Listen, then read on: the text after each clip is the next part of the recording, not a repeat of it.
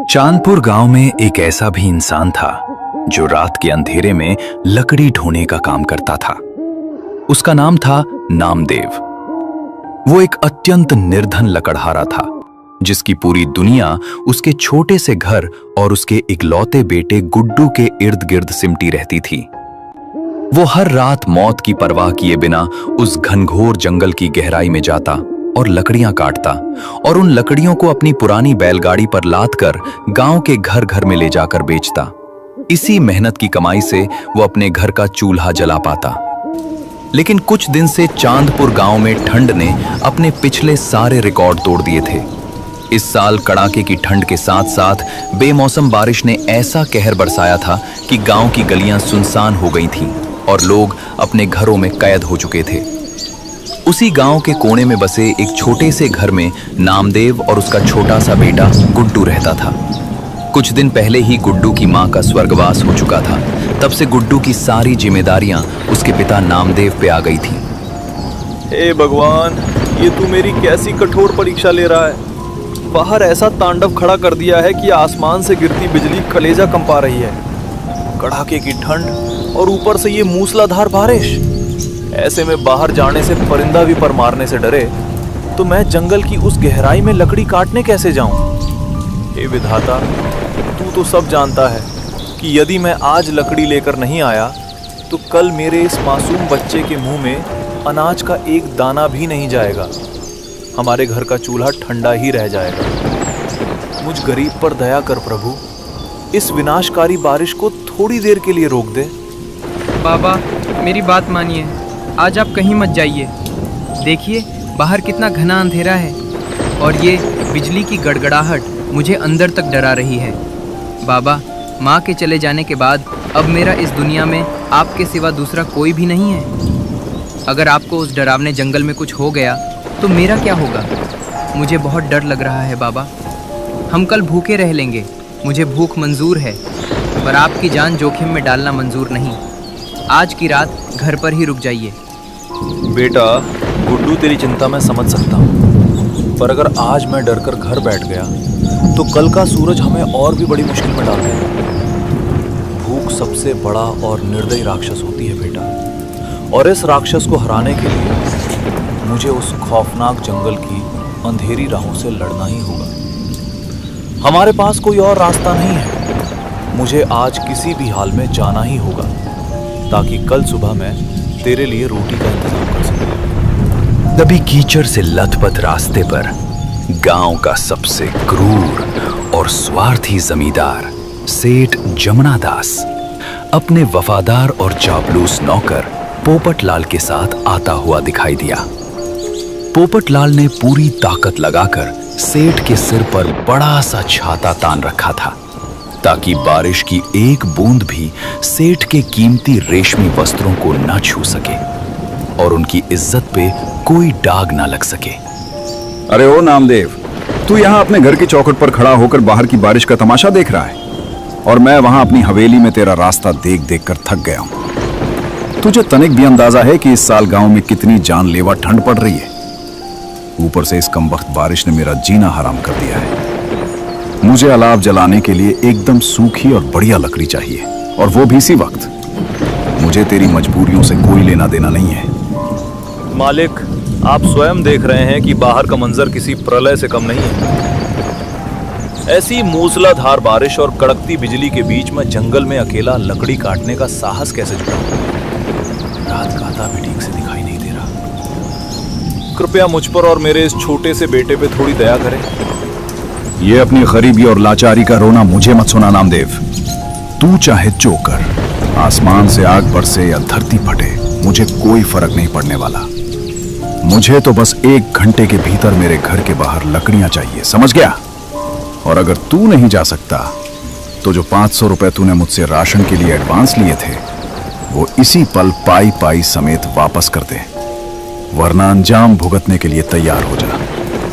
मलिक, आप बिल्कुल सही कह रहे हैं। ये नामदेव दिन ब दिन बहुत बड़ा कामचोर और बहानेबाज होता जा रहा है। सुन बे नामदेव, कान खोल कर सुन ले। अगर आज 1 घंटे के भीतर मालिक के घर लकड़ी का ढेर नहीं पहुंचा तो अगले दिन सूरज उगते ही मालिक तेरा जो हश्र करेंगे वो तू सोच भी नहीं सकता। फिर बाद में मालिक के सामने हाथ जोड़कर माफी की भीख मत मांगना। सुना तूने नामदेव, पोपटलाल क्या बोल रहा है? मुझे अपनी हड्डियों को गर्म करने के लिए अभी लकड़ी चाहिए। अगर मैं इस ठंड में बीमार हुआ तो उससे पहले मैं तुझे और तेरे इस छोटे से संसार को पूरी तरह बर्बाद कर दूंगा। अब खड़ा क्या देख रहा है? जल्दी जंगल से लकड़ी लाने निकल यहां से। परंतु मालिक, इतनी तेज बारिश में तो जंगल की एक एक टहनी पानी से भीग चुकी होगी। मैं आपके लिए सूखी लकड़ियां कहां से तलाश कर लाऊं? इस मौसम में सूखी लकड़ी मिलना असंभव है मालिक। तो जो भी लकड़ी लाएगा वो लेकर आ, चाहे वो सूखी हो या गीली हो या सड़ी हुई, मुझे उससे मतलब नहीं। मुझे तो बस आज रात अलाव जलाने के लिए बस लकड़ियां चाहिए। और अगर लकड़ी नहीं आई तो याद रखना कि तू कल का सूरज इस घर में नहीं देख पाएगा। चल बे पोपटलाल, यहां खड़ा रहा तो कीचड़ में मेरी धोती खराब हो जाएगी। इतना बोल के सेठ और उसका चापलूस नौकर पोपटलाल वहां से चले जाते हैं। सेठ के जाते ही नामदेव ने एक बहुत लंबी और गहरी सांस ली। उसकी आंखों में एक अजीब सी बेबसी थी, पर साथ ही अपने अस्तित्व को बचाने का गुस्सा भी साफ झलक रहा था। उसने अपनी पुरानी कुल्हाड़ी उठाई और खुद को उस खौफनाक रात का सामना करने के लिए तैयार किया। बेटा गुड्डू, तू अब मेरी बात मान और अंदर जाकर चुपचाप सो जा। मुझे जंगल जाना ही होगा, क्योंकि जो पैसे मैंने सेठ से लिए थे वो तो राशन और दवाइयों में खर्च हो चुके हैं। अगर मैं जंगल लकड़ियां काटने नहीं गया तो वो निर्दयी सेठ हमें इस घर से धक्के देकर बाहर निकाल देगा। तू चिंता मत कर, ईश्वर मेरी रक्षा करेगा। मैं लकड़ियां लेकर बहुत जल्दी वापस आ जाऊंगा। तू अंदर से दरवाजे की कड़ी बंद करके सो जा, मैं जल्दी घर आने की कोशिश करूंगा। उसने अपने बेटे को समझाया और इतने जोरदार बारिश में घर के बाहर आके अपनी लड़खड़ाती बैलगाड़ी निकाली। वो उस भयानक तूफानी रात में अकेला ही निकल पड़ा। पूरा गांव सन्नाटे की चादर ओढ़े रजाइयों में दुबका था, पर नामदेव की किस्मत उसे मौत के साए की ओर धकेल रही थी। रास्ते में उसे गांव का सबसे बुजुर्ग व्यक्ति नारायण काका मिला। वे एक हाथ में लाठी और दूसरे में फटा हुआ छाता लिए कांपते हुए आगे बढ़ रहे थे। बेटा नामदेव, तू इस प्रलय जैसी रात में, इस धुआंधार बारिश और हड्डियों को गला देने वाली ठंड में अपनी जान हथेली पर लेकर कहाँ भागा जा रहा है? आसमान में बिजलियां ऐसे कड़क रही हैं जैसे कोई दैवीय आपदा आने वाली हो, और तेरे हाथ में ये कुल्हाड़ी। क्या तू इस वक्त जंगल जा रहा है? इतनी रात को उस दिशा में जाना आत्महत्या के समान है बेटा। नारायण काका, क्या करूं? गरीबी का कोई धर्म नहीं होता। मैं जंगल लकड़ी काटने जा रहा हूं क्योंकि मेरी मजबूरी ही मेरा सबसे बड़ा बोझ है। अगर मैं आज सेठ की शर्त पूरी नहीं कर पाया तो वो पाखंडी सेठ कल मेरा घर छीन लेगा और मेरे बेटे को बेघर कर देगा। लेकिन बेटा, ऐसी भी क्या मजबूरी कि तू अपनी आंखों के सामने खड़े यमराज को न्योता दे रहा है? वो सेठ तो पत्थर दिल है ही, पर क्या तू उसकी खातिर उस शापित जंगल में जा रहा है? तुझे क्या पता नहीं कि उस जंगल में रात के समय एक खौफनाक आदमखोर भेड़िया इंसान घूमता है। जो भी रात के अंधेरे में वहां कदम रखता है वो फिर कभी वापस लौटकर नहीं आता। काका, आप सही कह रहे होंगे, पर एक गरीब की जान की कीमत ही क्या है? मुझे बिना डरे उस जंगल की आग में कूदना ही होगा, क्योंकि मेरे मासूम बेटे की भूख उस आदमखोर भेड़िए से कहीं ज्यादा डरावनी और जानलेवा है। मुझे आज मौत से लड़ना ही होगा। नामदेव अपनी बैलगाड़ी लेकर थोड़ा और आगे गया, जहां गांव की सीमा खत्म होती थी।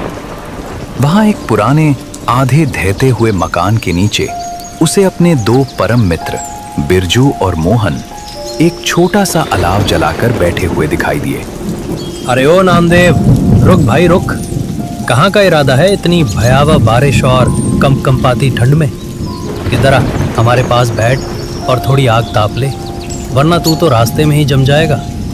बिरजू की पुकार सुनकर नामदेव ने अपनी बैलगाड़ी रोकी और बैलगाड़ी से नीचे उतरा। उसकी आंखों में छाई दहशत को देखकर बिरजू तुरंत बोल पड़ा। नामदेव, तेरा दिमाग तो ठिकाने है ना? इतनी जोरदार बारिश हो रही है कि हाथ को हाथ नहीं सुझाई दे रहा, और तू इस वक्त घर जाने के बजाय उस तरफ जा रहा है। उधर तो वो भयानक और खौफनाक जंगल शुरू होता है, जहां से दिन में भी गुजरते हुए रूह कांप जाती है। बिरजू, मोहन, मेरी स्थिति को समझने की कोशिश करो। मुझे जंगल जाना ही होगा, क्योंकि सेठ जमुना दास का आदेश है। अगर मैंने आज उसके घर लकड़ी नहीं पहुंचाई तो वो मेरा इकलौता सिर छिपाने का ठिकाना यानी मेरा घर मुझसे हमेशा के लिए छीन लेगा। नामदेव, तू होश में तो है? रात के 9 बजने को आए हैं। चारों तरफ ऐसा घना अंधेरा है जैसे किसी ने काली स्याही बिखेर दी हो। आसमान फट रहा है और तू उस मौत के कुएं जैसे जंगल में अकेला जा रहा है। क्या तूने वहां की डरावनी कहानियों के बारे में कभी कुछ नहीं सुना? नामदेव, तू हमारा बचपन का दोस्त है। हम तुझे इस तरह अकेले मौत के साए में नहीं जाने दे सकते। पूरे इलाके में ये खबर फैली हुई है कि वहाँ रात को एक आदमखोर भेड़िया इंसान अपनी भूख मिटाने के लिए शिकार ढूंढता है। आज की ये तूफानी रात तो वैसे ही कयामत जैसी लग रही है। मेरी बात मान और अभी इसी वक्त अपने घर लौट जा। बिरजू, मोहन, तुम दोनों की इस चिंता और प्यार के लिए मैं तुम्हारा ताउम्र आभारी रहूंगा। पर गुड्डू की माँ के जाने के बाद उस बच्चे की सारी जिम्मेदारी अब अकेले मेरे कंधों पर है। मुझे मेहनत करनी है, पैसे कमाने हैं, चाहे उसके लिए मुझे साक्षात काल से ही क्यों ना टकराना पड़े। अब मुझे और देर हो रही है। मेरे साथ वो मेरा ईश्वर है। मुझे कुछ नहीं होगा। अब मैं निकलता। इतना बोल के नामदेव अपनी बैलगाड़ी को आगे बढ़ाते हुए बिना कुछ सोचे समझे घने जंगल की ओर चल दिया। बारिश इतनी प्रचंड थी कि उसे रास्ते का तनिक भी आभास नहीं हो रहा था। ठंड के प्रकोप से उसका पूरा शरीर पत्थर की तरह अकड़ गया था, पर उसके इरादे हिमालय की तरह बुलंद थे। धीरे धीरे वो उस जंगल की सीमा के भीतर दाखिल हो गया, जहां पेड़ों की सरसराहट किसी अदृश्य प्रेत के फुसफुसाने जैसी डरावनी लग रही थी। तभी अचानक उस सन्नाटे को चीरती हुई किसी के जोर से हंसने की आवाज उसके कानों में पड़ी। कौन है माँ? देखो, अगर गांव का कोई शरारती लड़का मेरा मजाक उड़ा रहा है तो मैं कह देता हूँ कि फौरन सामने आ जाओ। मुझे इस तरह डराने की कोशिश मत करो। मैं यहाँ अपना काम करने आया हूँ। परंतु उस भयावह सन्नाटे और बारिश की गिरती बूंदों के अलावा कोई दूसरा जवाब नहीं आया। नामदेव के दिल की धड़कनें और तेज हो गईं। उसे लगा शायद ये उसके डर का भ्रम है। उसने खुद को मानसिक रूप से संभाला और हिम्मत जुटाकर फिर से आगे बढ़ा। हे जंगल के देवता, हे परमेश्वर, मेरी और मेरे बैलों की रक्षा करना। मुझे जल्दी से किसी सूखे पेड़ की तलाश करनी होगी और लकड़ियां इकट्ठा करनी होंगी, ताकि मैं जितनी जल्दी हो सके इस नरक से बाहर निकल सकूं और अपने घर सुरक्षित पहुंच सकूं। थोड़ी और दूर जाने पर लालटेन की पीली रोशनी में उसे एक विशाल सूखा पेड़ दिखाई दिया। वो अपनी बैलगाड़ी लेके उस सूखे हुए पेड़ के पास पहुंचा। जैसे ही वो अपनी कुल्हाड़ी चलाने के लिए बैलगाड़ी से नीचे उतरा और लकड़ी काटने लगा, लकड़ी काटते काटते उसे फिर से वही रोंगटे खड़े कर देने वाली हंसी सुनाई थी। इस बार आवाज इतनी करीब थी कि उसे महसूस हुआ जैसे कोई उसके बिल्कुल पीछे खड़ा हो। तभी लकड़ी काटते काटते वो रुक जाता है। अचानक दूसरी तरफ से झाड़ियों को चीरते हुए दो अनजान इंसान भीगे हुई हालत में उसकी ओर आए। कौन हो भाई तुम? और अपनी जान हथेली पर रखकर इस मौत के कुएं में क्या ढूंढ रहे हो? क्या तुम्हें अपनी जिंदगी से बिल्कुल प्यार नहीं है, जो इतनी काली रात में यहाँ अकेले खड़े हो? यहाँ रुकना मौत को दावत देना है। भाइयों, तुम दोनों इस वीराने में क्या कर रहे हो और मुझे क्यों रोक रहे हो? मुझे मेरा काम करने दो। मुझे जल्दी लकड़ी काटकर यहाँ से निकलना है। मेरी मजबूरी बहुत बड़ी है। मेरा रास्ता मत रोको। अरे ओ पागल लकलहारे, हम तुझे रोक नहीं रहे बल्कि तेरी जान बचा रहे हैं। तुझे अंदाजा नहीं है कि इस जंगल में रात के पहर एक खूंखार आदमखोर घूमता है। जो भी यहाँ इस वक्त लकड़ी काटने की धृष्टता करता है, वो दरिंदा उसे जिंदा नहीं छोड़ता। अपनी जान बचा और भाग यहाँ से। अरे भाइयों, मैं पिछले 5 सालों से इस जंगल के कोने कोने से वाकिफ हूँ। मुझे आज तक यहाँ कोई जानवर तक नहीं दिखा। तुम अपनी राह पकड़ो और मुझे मेरा काम करने दो। बेकार की बातों में मेरा समय नष्ट मत करो। आज तक तेरी तकदीर ने तेरा साथ दिया होगा, पर आज हवा का रुख बहुत ही खौफनाक है। वो भेड़िया इंसान आज बहुत ज़्यादा भूखा है और उसकी आहट हमें मिल चुकी है। अगर तू हमारी चेतावनी नहीं मानना चाहता तो तेरी मर्जी, पर बाद में हमें दोष मत देना।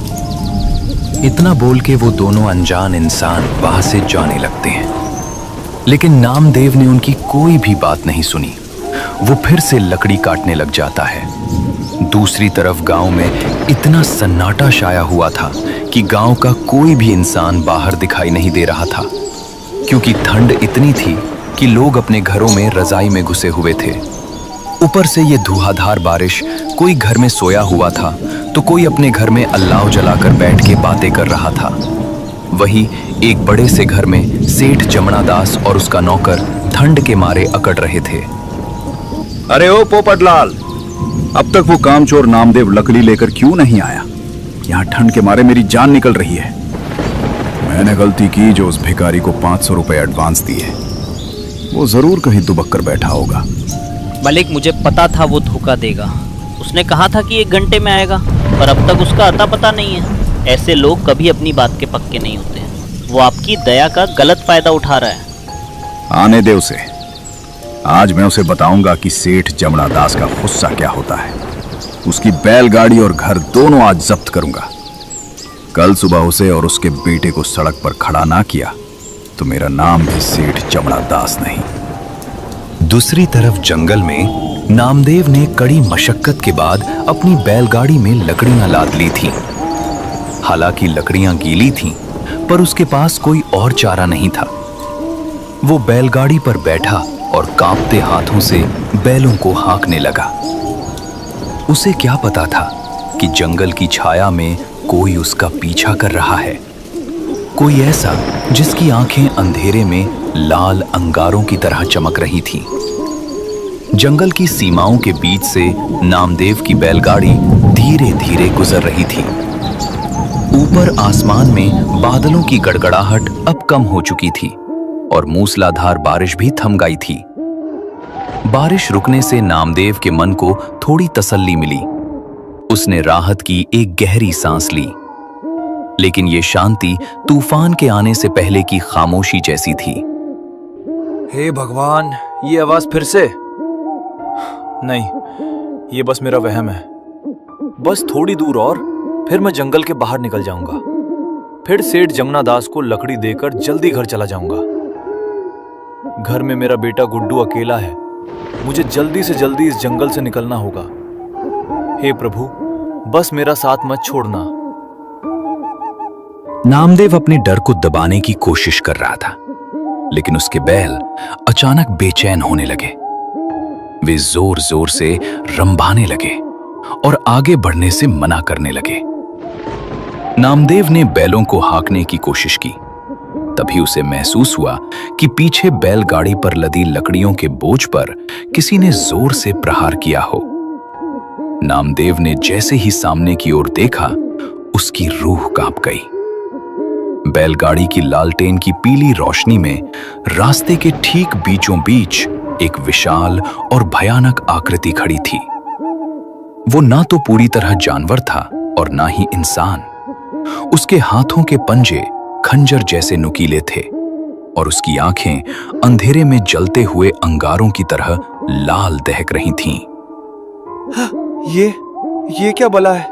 नारायण काका सच कह रहे थे कि इस जंगल में सच में कोई आदमखोर इंसान रहता है। बचाओ, कोई मुझे बचाओ। हे ईश्वर, आज मेरी रक्षा कर। मैं बहुत मुसीबत में हूँ। ये साक्षात काल मेरे सामने खड़ा है।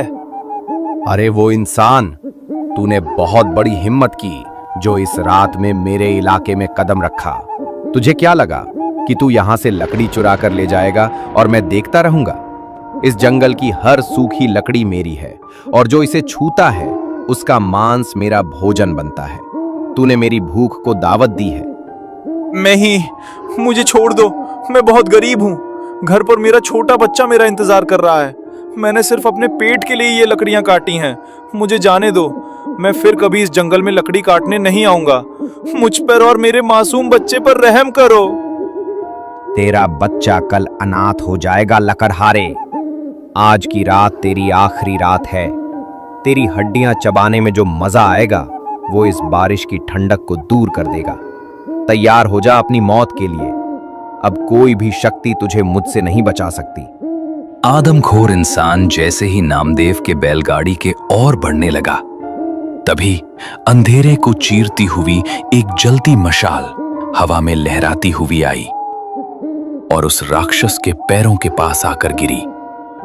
मशाल की आग देख के राक्षस डर कर पीछे हटा। ठहर जा शैतान, इस मासूम की जान लेने से पहले तुझे हम दोनों से भिड़ना होगा।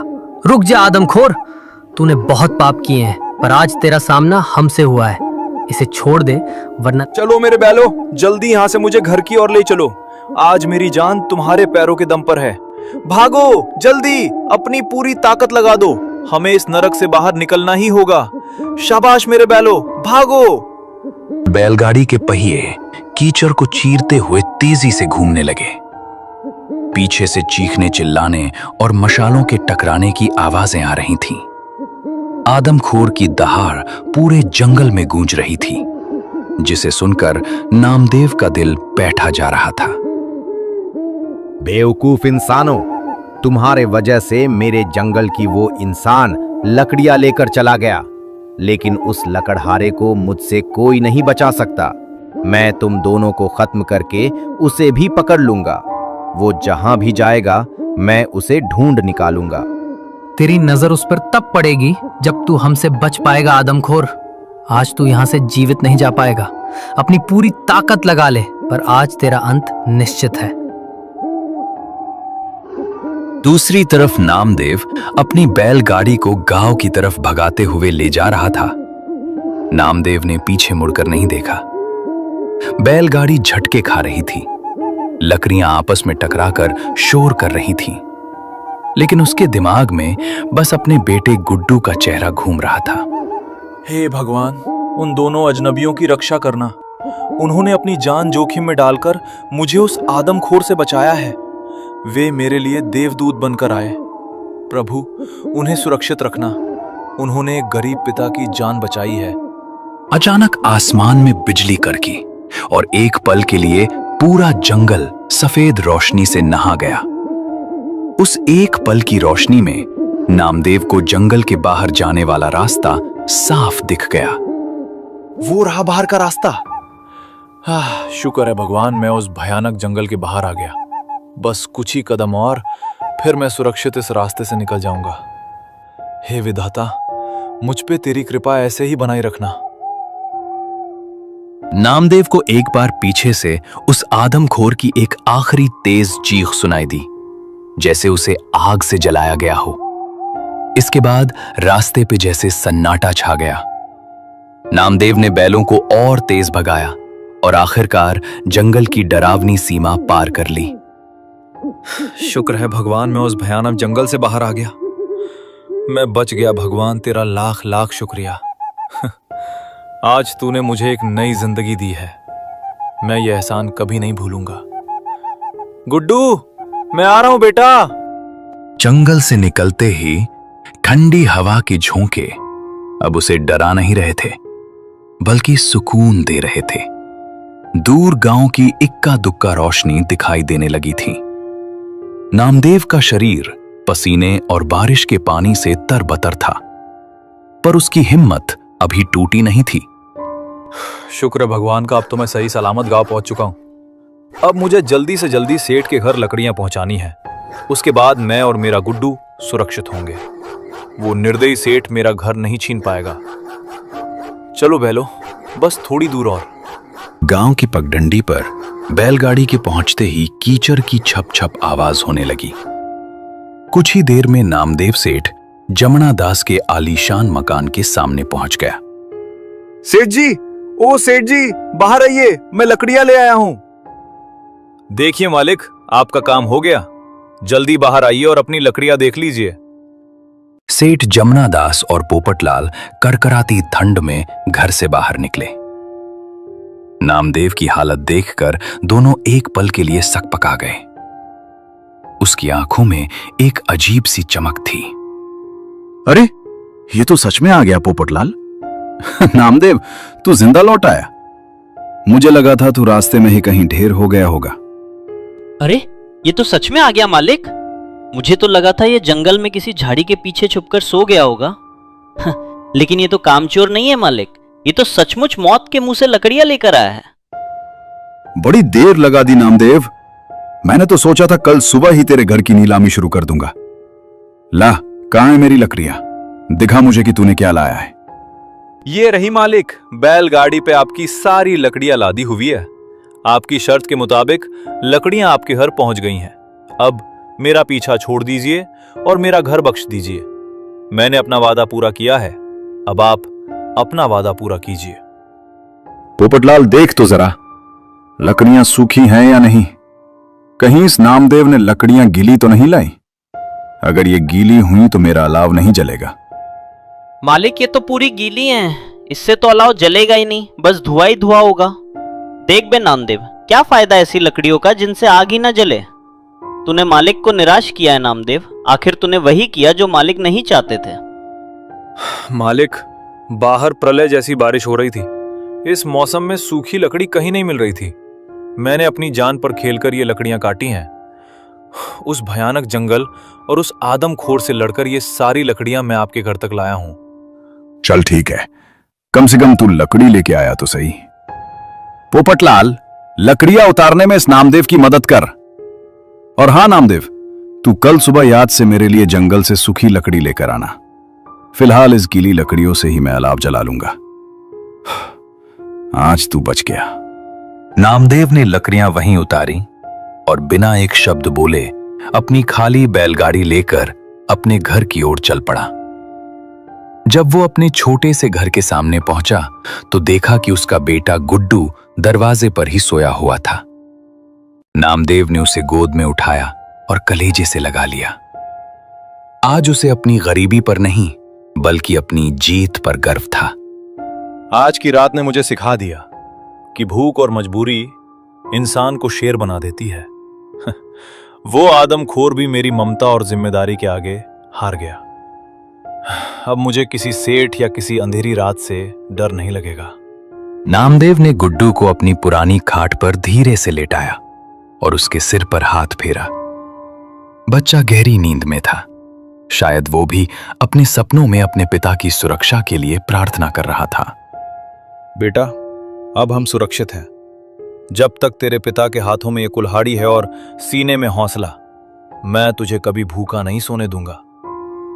आज की रात एक बुरा सपना थी जो बीत गई। धीरे धीरे सुबह होने वाली थी।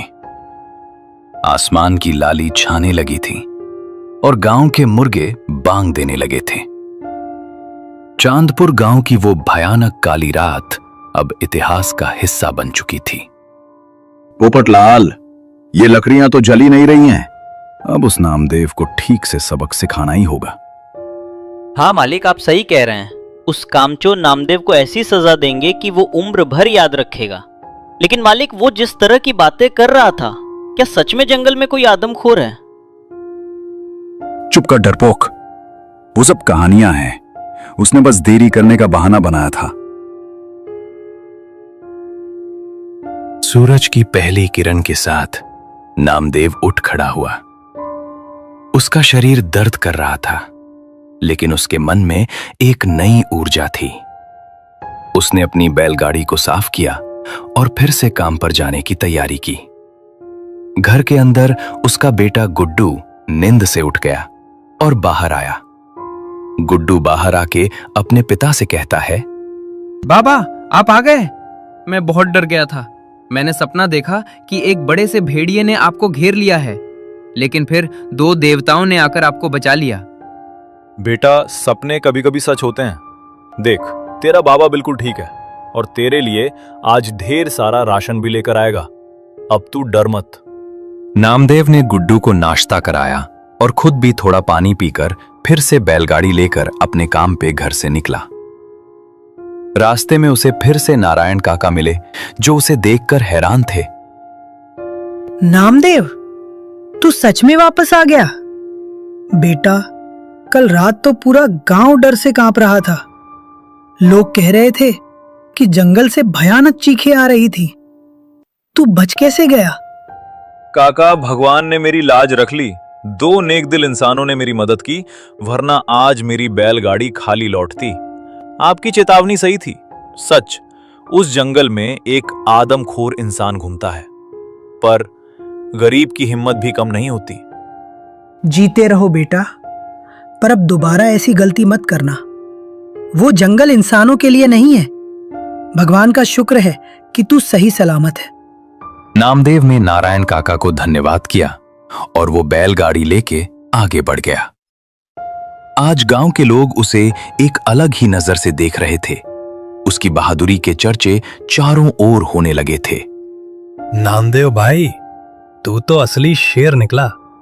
हमने तो उम्मीद ही छोड़ दी थी कि तू रात को उस जंगल से बच के आएगा। आज शाम को हमारे पास बैठना, हमें पूरी कहानी विस्तार से सुनाना। जरूर भाइयों, पर पहले काम ही पूजा है, और वही मुझे आज सुरक्षित रख पाया है। शाम को मिलते हैं। नामदेव की बैलगाड़ी फिर से उसी पगडंडी पर चल पड़ी, लेकिन आज उसके मन में कोई खौफ नहीं था। उसे पता था कि जब तक उसका इरादा नेक है, कुदरत भी उसकी रक्षा करेगी। उस रात का लकड़हारा अब चांदपुर गांव के लिए एक मिसाल बन चुका था।